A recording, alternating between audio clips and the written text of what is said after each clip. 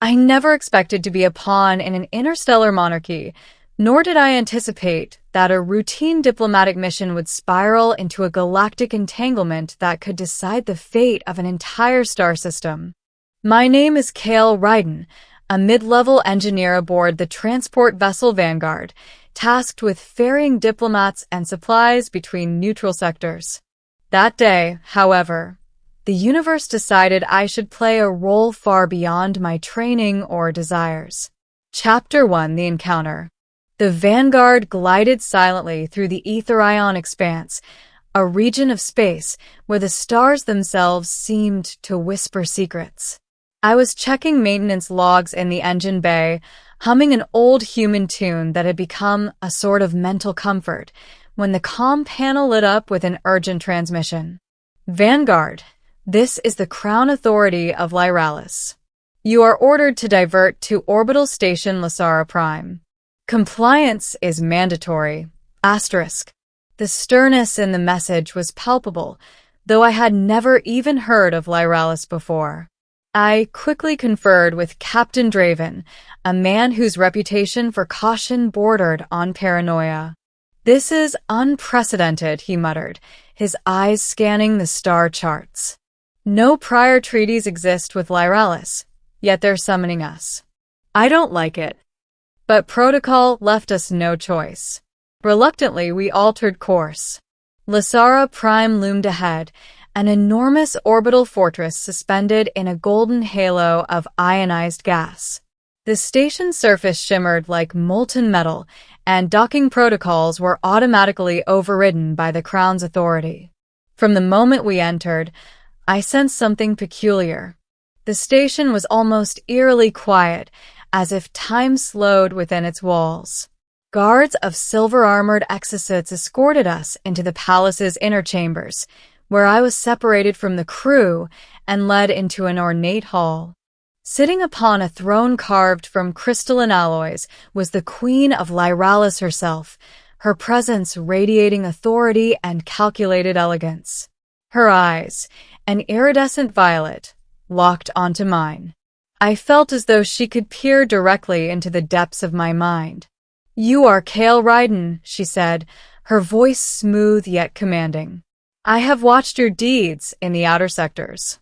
You are clever, resourceful, and adaptable." "Your Majesty," I said cautiously, "I am at your service, though I confess I do not understand why I am here." The Queen's lips curved in a faint smile. "Your understanding is not required. Only your choice will matter, eventually." Before I could respond, the chamber doors opened, and a young woman stepped forward. She moved with a grace that defied gravity, her hair a cascade of silver, and her eyes a stormy blue. "This is my daughter, Princess Seraphine," the Queen announced. "She will be central to our arrangement."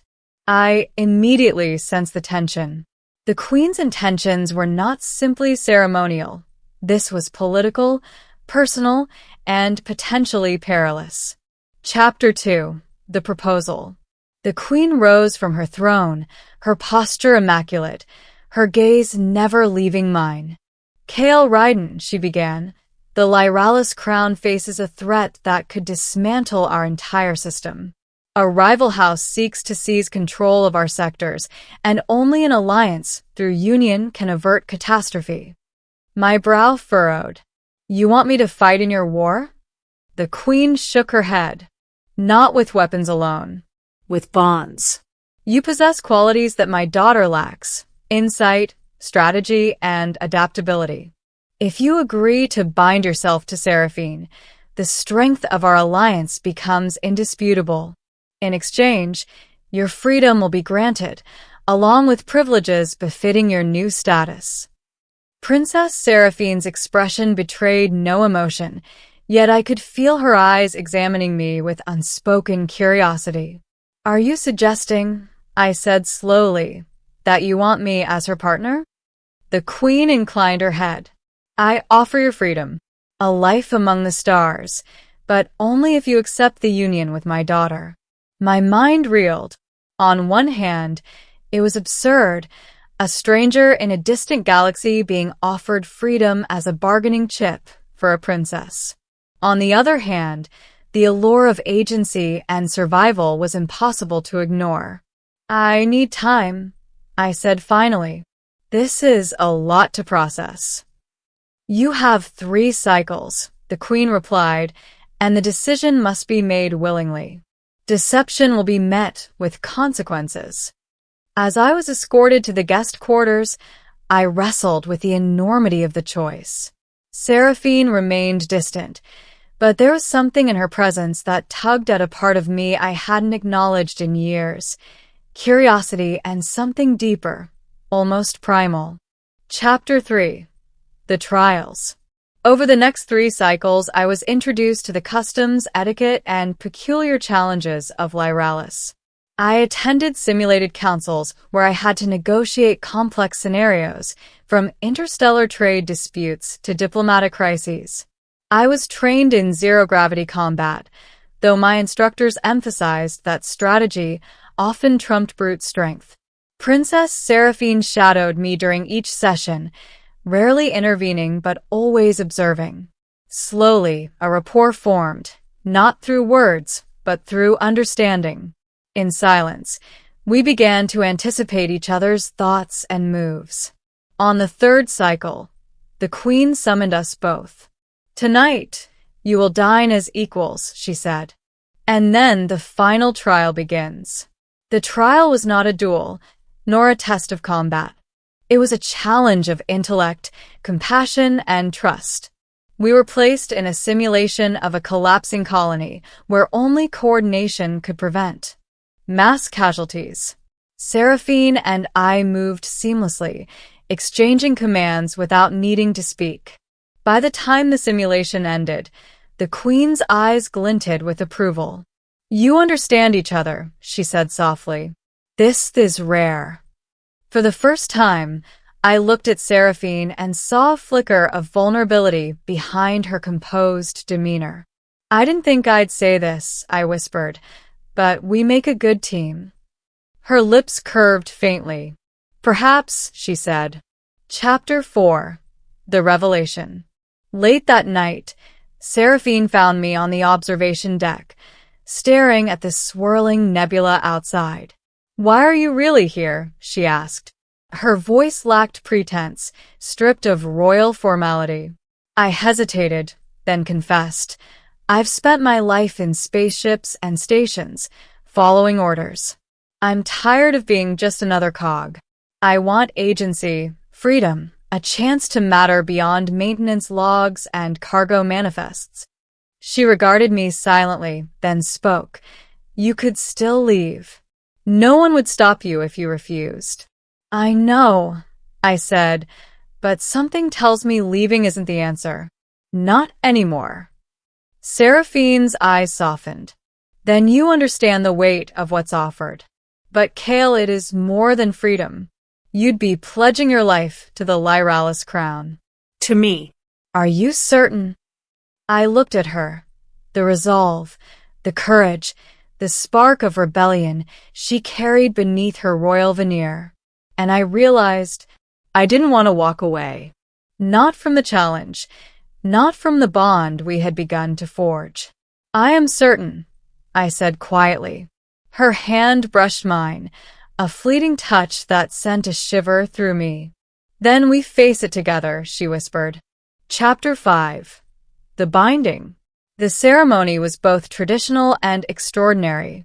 In the grand hall of Lasara Prime, the queen presided over an ancient ritual involving light crystals that recorded oaths directly into neural interfaces. As I joined Seraphine at the center, I felt the weight of history, politics, and expectation pressing down.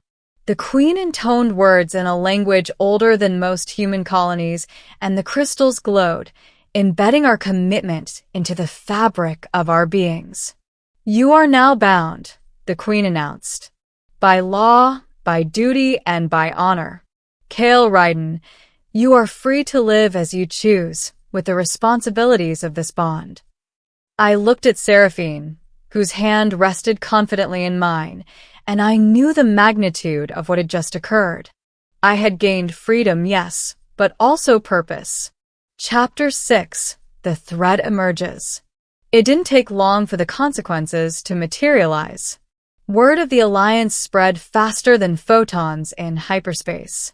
Rival factions viewed the Union as both a threat and an opportunity. On the fourth cycle after the binding, Lasara Prime came under attack. Pirates and mercenaries, hired by the rival house, breached the outer defenses. Seraphine and I coordinated the station's defense, using the strategies we had honed during our trials. Despite the chaos, we moved as one. She predicted my moves before I made them, and I anticipated hers. Together, we turned the tide, repelling the invaders in a display of synergy that neither diplomacy nor fear could match. After the battle, the Queen approached us, her eyes filled with a rare pride. "You have proven yourselves," she said, "not only to me but to the entire Lyralis system. Your bond is more than ceremonial, it is essential to our survival." Seraphine leaned against me, exhaustion softening her regal composure. "It seems," she said quietly, "freedom comes with responsibility, and sometimes it is worth every risk." Chapter 7. A New Beginning. In the weeks that followed, the Alliance stabilized the star system. Trade flourished, rival houses retreated, and the people of Lyralis came to respect the human who had once been a captive. Seraphine and I continued to grow into our roles, not just as partners, but as equals. There were challenges, yes, but also victories that reminded me of why I had accepted the Queen's offer. One evening, as we watched the twin suns of Lasara dip below the horizon, I realized something profound. I was no longer a pawn, no longer a captive of circumstance. I had freedom, purpose, and a companion who shared both. "Kale," Seraphine whispered, leaning against my shoulder. "Do you ever regret it?" I smiled, shaking my head. "Not for a moment. Captured by the crown, and yet I am freer than I've ever been." Her laughter, soft and melodious, echoed across the observation deck. I knew then that whatever challenges the galaxy threw at us, we would face them together. The bond forged by duty had become one of choice, respect, and something more, love, in its quiet, resilient form. The stars stretched endlessly before us, and for the first time, the universe felt like a place I truly belonged. In the weeks following the defense of Lasara Prime, the Lyralis star system settled into a tense but stable peace. Trade routes reopened, and the rival houses that had sought to destabilize the crown either capitulated or retreated to distant sectors.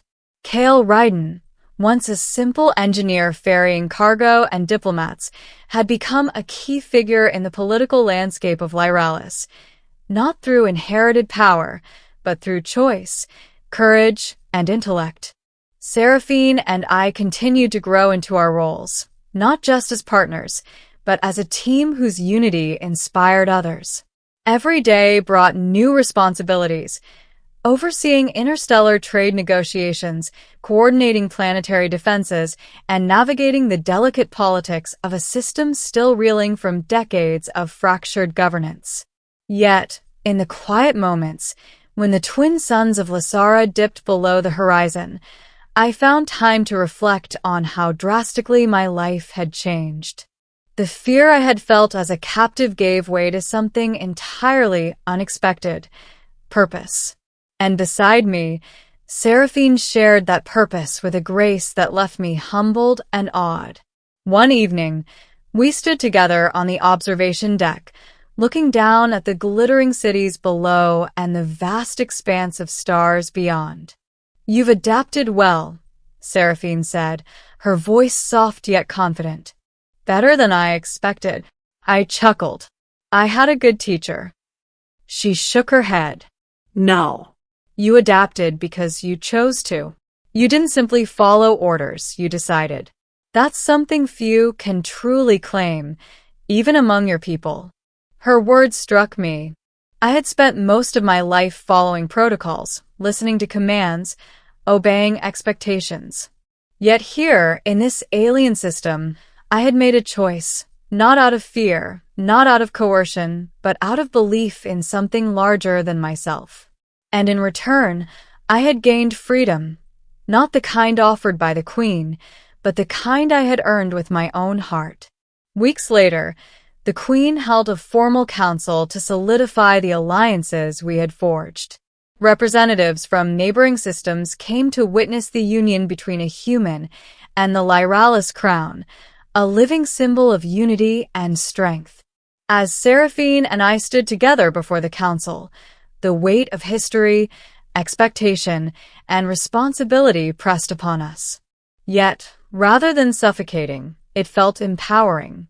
After the council, Seraphine led me to a quiet garden suspended in zero gravity, where glowing flora floated in delicate arcs. She reached out and took my hand, her fingers warm against mine. "Kale," she whispered, "do you regret accepting the Queen's offer?" I looked at her, at the strength and intelligence mirrored in her eyes, and at the trust we had built together. "Not for a moment," I said. "Being captured brought me here. And now I am freer than I've ever been, because I chose this life. Chose you." Her smile was radiant, a mixture of relief and something deeper, hope. She leaned closer, and for the first time, I felt her walls completely melt away. "Then let us face whatever comes next," she said. "Together." And we did. The months that followed were not without challenges. Rival houses continued to plot. Threats emerged in unexpected forms, and the delicate balance of interstellar politics demanded constant vigilance. But Seraphine and I faced them side by side, combining our strengths, anticipating each other's strategies, and turning even dire circumstances into opportunities. In time, our bond became legendary. Stories circulated throughout the Lyralis system of the human who had been captured and the princess who had once been untouchable, how they had turned duty into choice, fear into courage, and obligation into love. More than that, our partnership inspired change. The people of Lyralis, long accustomed to rigid hierarchies and cold politics, began to embrace collaboration and empathy. Alliances once considered impossible were forged, and the system's stability grew stronger than ever. Years later, as Seraphine and I looked out over a newly rebuilt capital city from the observation deck of Lasara Prime, I realized something profound. The Queen's gambit had succeeded, not because I had been a pawn, but because we had chosen to become partners in every sense of the word. Seraphine rested her head against my shoulder. "Do you ever think about that first moment? When you were captured?" I smiled softly. "I do. And I think that moment, terrifying as it was the best thing that ever happened to me. It led me to you, to purpose, to freedom." She laughed softly, a sound like starlight itself, and whispered, "Then being captured wasn't really the end. It was the beginning." I nodded. "Yes, the beginning of everything." As the twin suns set behind us, casting the observation deck in hues of gold and violet, I realized that true freedom had never been about escape. It was about choice, courage, and the people you choose to stand beside. And I would stand beside Seraphine through every trial, every triumph, every unknown star that awaited us. Together, we were more than captive and princess. We were allies, partners, and perhaps, in time, the stewards of a legacy that would shape the galaxy for generations to come. The universe stretched endlessly before us, vast and unpredictable. But for the first time, I felt not fear, not doubt, but certainty. No matter what the stars held, we would face it together. And that was freedom.